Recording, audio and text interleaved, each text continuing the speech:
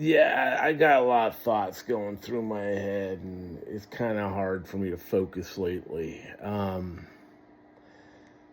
mean, that's just been the way it has been for most of my life. I'm questioning my dive into modular synthesizers. It's been a minute, and I still haven't made a lot of progress. I'm doubting myself if I'm ever gonna like do anything interesting or productive with it, but we're gonna work on it. Um, oh hi, I got. You want to see a kitty? Here's a kitty. Oh, hold on.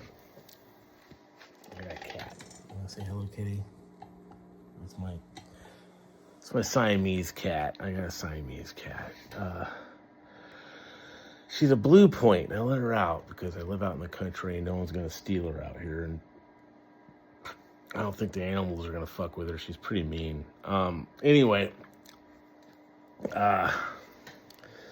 Yeah. Yeah. I. I'm still dealing with a lot of personal shit. I think we all are, and just the ridiculousness of being an American. Like, holy shit. Um, it feels like we're the butt of every joke, like, holy shit, like, wow. Wow. All the presidents are just fucking sucking each other off in the White House. It's fucking nuts, man. They're fucking each other and they're fucking us. Like, wow. Wow. And no, I'm not a political guy. I really, for most of my life, I've just kind of, knew what the rub was. But I guess we're here now, like, it's our turn to cry, or whatever. It's fucking madness, I've never really felt like I was gonna have a future, like I bought a house, not with my rock and roll money, like every teenager dreams of fucking being a rock star and all that shit, but I was kind of a late bloomer. I didn't start playing music or live in bands until I was 24. I spent a lot of my early 20s trying to fucking navigate that shit. And I just, uh, I had some side quests. I got involved in graffiti for a minute, and I really wasn't good at that. And you can be artistic, but if you can't avoid the cops, you suck at graffiti. If you get caught shoplifting, you suck at graffiti. But I've always been attracted to the subversive side of things. Like I've always been hip to killing my television. I lived in Santa Cruz for a minute, and I lived in San Jose, and I was there, man. I lived in Turlock. Yeah.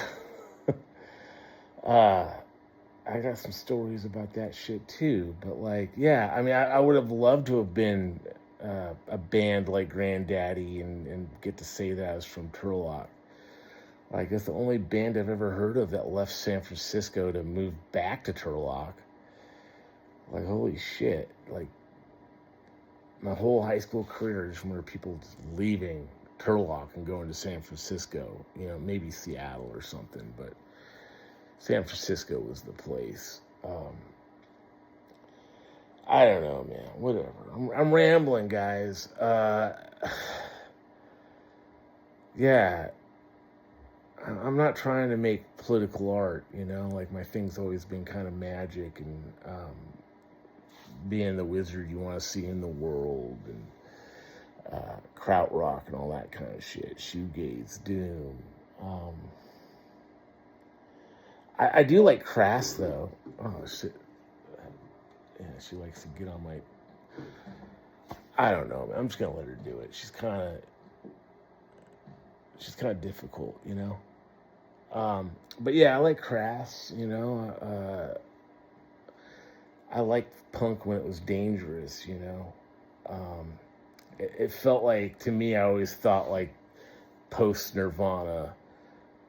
I was mad at Nirvana for a while, to be honest, because I had discovered punk rock. Let me start there. And then, like, Nirvana came on. I was in a nut ward, did too much methamphetamines. I don't even know if I was 16 yet. And, like, they rolled a fucking TV into this room I was hanging out at. I must have been in there for a few fucking days. And,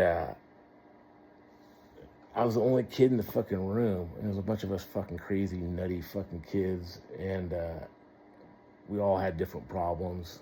Co-ed, so yeah, I came out with a girlfriend and shit, but right after we watched the Nirvana Nevermind video came on in this room, and I'm like, wow, okay, that's fucking nuts. And then shortly after that, I hooked up with my first girlfriend in the fucking nut ward. So yeah, I'm fucking crazy, man. I've always been crazy, and I've always been into the cult, and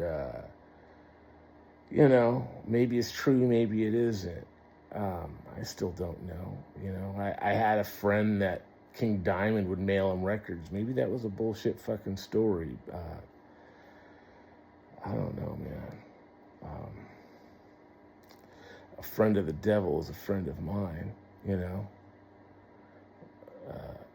whatever, never mind, something like that. Well, I'm a fucking poet. I'm an artiste. I'm sensitive as fuck. And I'm losing my fucking mind, like the rest of you. We're all here just fucking rolling around on the floor, fucking losing it. It's not your imagination, man. Anyway, I'm not unconvinced that Turlock, California was a breeding ground for some of this shit, but this could be anywhere. This could be everywhere, like a great man once said. Anyway, yeah, punk rock. I like it when it's dangerous. And I too, at a late age, kind of realized that Nirvana, indeed, was dangerous. All right, well, anyway, wake up and smell the teen spirit. Get angsty, my friends. And don't forget the magic.